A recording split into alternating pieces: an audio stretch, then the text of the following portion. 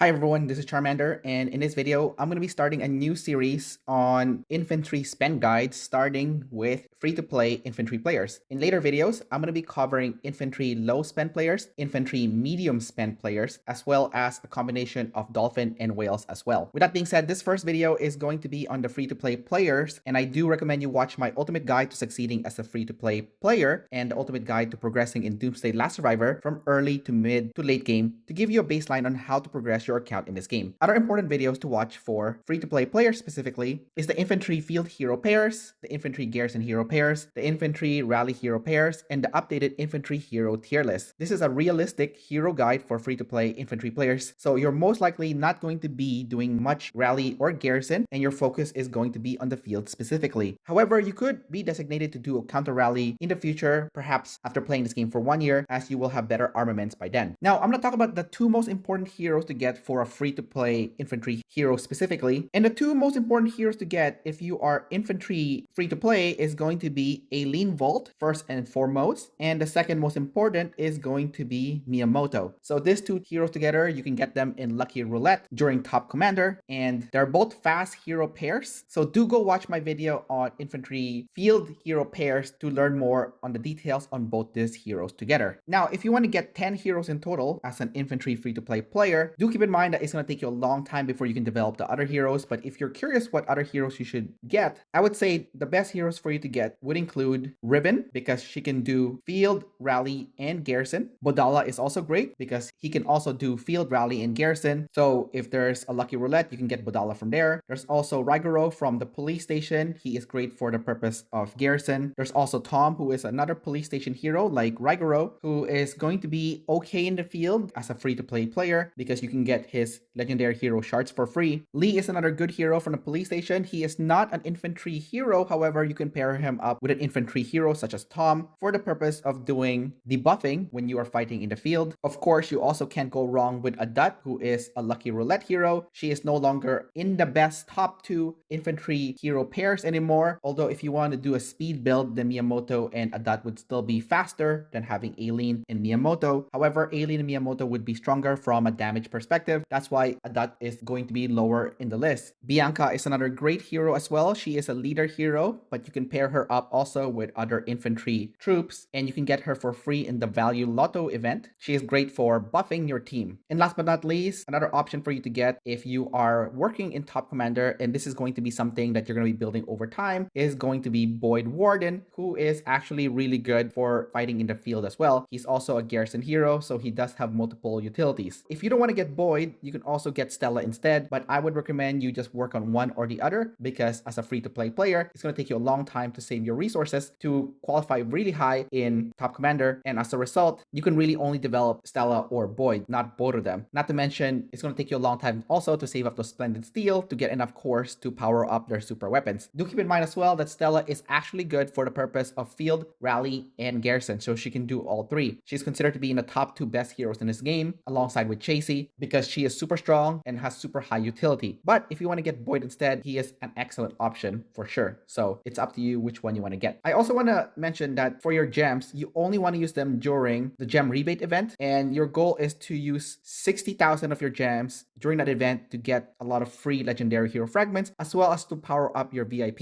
Your ultimate goal is actually to reach VIP 13, so you can get 3 legendary hero fragments per day as a free-to-play player. This seems like a daunting task, but actually it's very doable. I know a lot of players in the game who are free-to-play who has managed to get VIP 13. Some of them even got to VIP 14 after playing for a long time, but VIP 13 is really the holy grail for the free-to-play player, just for the 3 legendary hero fragments per day. Now, realistically speaking, you're not likely to run more than 2 heroes in the game as a free-to-play player, so you really have to power up your 2 heroes as strong as possible, and that 2 heroes that you're going to be using is most likely going to be a combination of Aileen and Miyamoto together as of making this video. Your ultimate goal is to really power up their armaments as high as possible. So eventually you want to get all gold 5-star legendary regular armaments and put the proper hones in place for those heroes as well. If you want to use other heroes later in the game as you progress and you awaken more heroes, then you can simply remove those armaments from Aileen and Miyamoto and give it to that other hero pair to use. As for your rider and ranged troops, they will mainly be used to fill rally and garrison for your team to help you earn extra points and also to help your team win events. Now let's quickly go over armaments armaments. For the gun, I would say both the spike shotgun and the rhino gun shield are both equally good, so it's up to you which one you want to get. The best way you can get this armament is by breaking down your armaments and making a purchase in an armament shop. So every week the armament shop changes, and I would buy out all the weapon frag choice box as well as your chosen weapon armament. So it could be spike shotgun or rhino gun shield in this example. When you break down your armament, you get this metal shard. So that is the currency you can use to purchase your armaments. And the way to break them down is just to click at one of your armaments that you are not going to be using, click dismantle right here, and you can see how many metal shards you can get by dismantling this specific armaments. You can also get the weapon armaments in the journey store in the archipelago raid. Next, we're going to look at the helmet, and for the helmet, both the stego helmet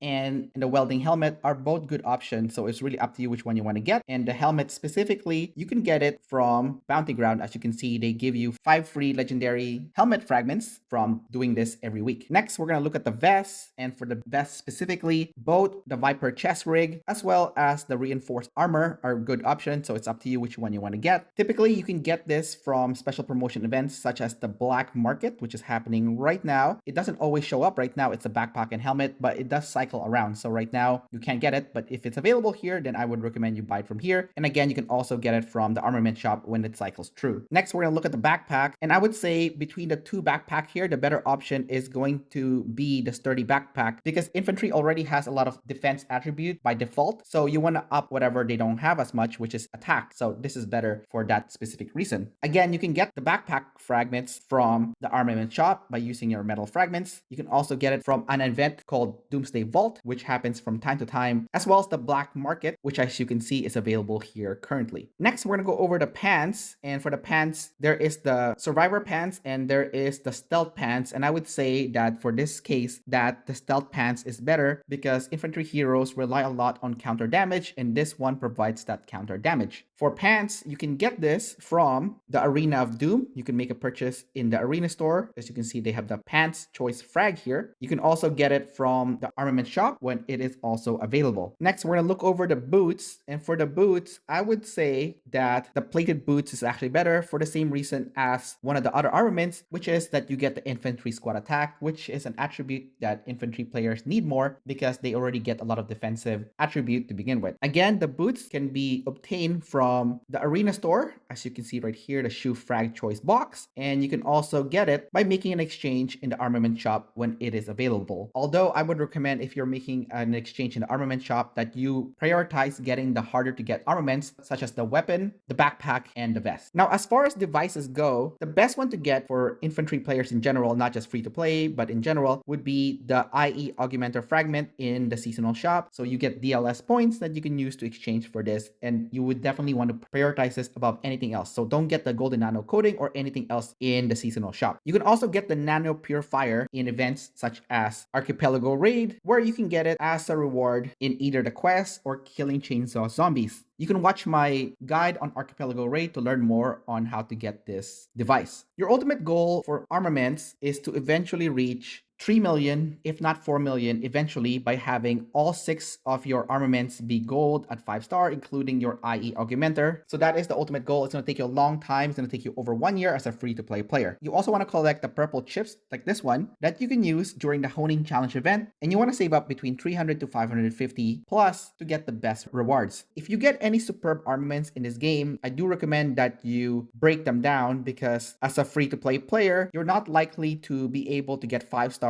on any of the superb armaments. So just break them down, use the metal shard to purchase regular legendary armament fragments. So as you can tell, armaments is the most important thing to power up your heroes and character in this game. So you definitely want to prioritize that. The next most important thing in this game in terms of powering up your account is going to be the workshop. So for the workshop, you want to power up your engine mod kit for infantry attack, as well as the light armor kit for infantry defense. If your alliance gives you free gold, you can use it to purchase in the ultimate device to get those T3 blueprints in order to unlock the proper device in your workshop. You can also get them from legendary merit chests from PvP events. So if you do well, your alliance could reward you with one of these that you can use to power up your workshop. Outside your weapon and your defense, when it comes to infantry workshop devices, the radar station store, exchanging the bottle caps for the T2 device blueprint. So if you get 100 of these, then you can unlock one of the other devices such such as the one for range and the one for rider. Now, the third most important thing after the workshop is actually going to be the beast. Now, I'm giving you a heads up right now that beast is the area in this game that I am least knowledgeable about. So I can only give you limited information when it comes to beast. The one thing I want to mention about beast is how beast works is that your beast will fight your opponent's beast. The moment one of your beasts dies, let's say you kill your opponent's beast, then your beast can now damage their troops. So at this time, it is not a big problem yet, but in the future, as the game progresses, it will definitely become a big problem, especially as the beast becomes stronger and your opponent's beast can be so much stronger than yours that they can kill your beast so fast, and then they can go on to damage your heroes as well. Again, I can't really give you any advice in which beast to get. I would say focus on the purple ones first. Most people get the pangolin because the crystal pangolin is kind of a safe bet, you could say, but it's really up to you which purple beast that you want to focus your attention on. Ways that you can get the beast is from events such as the Bee Search. You can also get it from Wasteland Exploration. The Corpse Bull and Crystal Pangolin is also available in Island Raid. The Biochemical Bee Store also sells water, fire, and grass type of bees and physical bees. As a matter of fact, this is the first time I've seen them selling physical bees, which is actually really shocking. You can also get bees from the Raider Station shop. As you can see here, it does change from time to time, but typically they have a blue boar bees, and then this other one also changes. Right now it's a spore deer fragment, but I think this changes every week. And finally, you can get chips, which are armaments for the bees, basically in the Biohazard Frenzy event. The next thing that you would want to focus on as a free-to-play player, and this is going to be different for other players who are not free-to-play, but for free-to-play specifically because of how accessible this is, and that's going to be your equipment. So for the equipment, I would say the priority that you want to focus on would actually be the backpack first, because it affects all your squads, as well as it provides that counter damage, which you really want. Next one would be armor, because you get that squad capacity and the infantry squad defense, so two big bonuses there. Followed by the dagger for the infantry squad attack. As you can see, it's only one benefit because the building upgrade speed is pretty useless, as you typically upgrade your buildings really fast in this game. Next one would be the gun for the training speed, just to make it faster, and then the helmet for extra hospital capacity, followed by the shoes for the stamina recovery speed, and pants for the research speed. Now the pants is pretty useless for free-to-play players because it takes so long for you to get T6, so by the time you finally get there, your research will probably be nearly maxed out, so you don't really need to get this anyways. The next most important thing would actually be refinement, in which case you get the golden nano coating that you get from the DLS store or Waiting Archipelago raid. Again, the order of importance would be the backpack first, just to reduce the death rate and also to increase your travel speed, followed by the armor, the dagger, the gun, the helmet, the shoes, and the pants. Now, last but not least, we're going to cover parts, and parts is something that you will passively level up as you get those free parts from the parts contest under special promo. And basically for parts, your priority is the backpack first, in which case you want to focus your attention on the canteen for the damage reduction specifically. Now the rope and compass are both equally important, so it's up to you which one you want to get. Next important one is going to be a combination of the leather sheath and also the magazine pouch for the infantry squad HP, as HP is one of the most important attributes in the game, followed by the walkie-talkie, as well as the adamant blade for infantry squad attack, and last but not least, the nano grip, as well as the steel plate for infantry squad defense. So again, you'll be leveling that up passively, so don't obsess too much or try to invest in it, because as a free-to-play player, you need to focus on the most important thing in the game for you, which is the armaments and the workshop. Now, I want to talk about PvP events, because this is also another great way for you to get a lot of good items in this game to power up your heroes. And the first thing you want to do is join an alliance that has healing tools. Healing tools makes healing so much faster, so make sure you join the proper one. With a proper alliance with a lot of healing tools, your next goal is to create a lot of farm accounts. So as a free-to-play player, because you're not using money to get ahead, then you need to use time, in which case you need to manage 5 to 10 different farming accounts, get lots of resources, so when you get to a PvP event, you can keep fighting non-stop, because you only need the resources to heal your troops. So if you have 5 to 10 farming accounts, then you have tons of resources to near infinitely fight as long as you want, to keep earning points that you can use to improve your ranking in War Meets War, in events such as Archipelago Raid or Genesis War, or to have more points that you can exchange in the Island Raid store. Your goal is to max out all the quests in every event during PvP events, just to make sure that you get all the best stuff for upgrading your account. Now, in terms of what you should buy if your alliance gives you gold, I would say the number one thing for you to buy is actually going to be the growth fund. The growth fund will give you a lot of gems. I think it costs 2,000 gold to buy the growth fund, and you can use that to push for VIP 13 as fast as possible, or for pushing your battle center to level 25 so that you can get T6. The next important thing to use your gold in, if your alliance gives you gold, is to invest in the ultimate device T3 blueprints located in the workshop. Next, you can also also purchase the Super Monthly Pass, which costs, I believe, 1,000 gold, but your first purchase is usually discounted at 500 gold instead. So definitely get that because it's going to give you gems that you can use to help you push for T6 or get VIP 13 as fast as possible. If you already have VIP 13 or T6, it's actually to use the gold that your alliance gives you and make a purchase during the Mega Armament sale, specifically the silver one that only costs 300 gold. So this is a killer deal for really getting ahead in terms of powering up your armaments.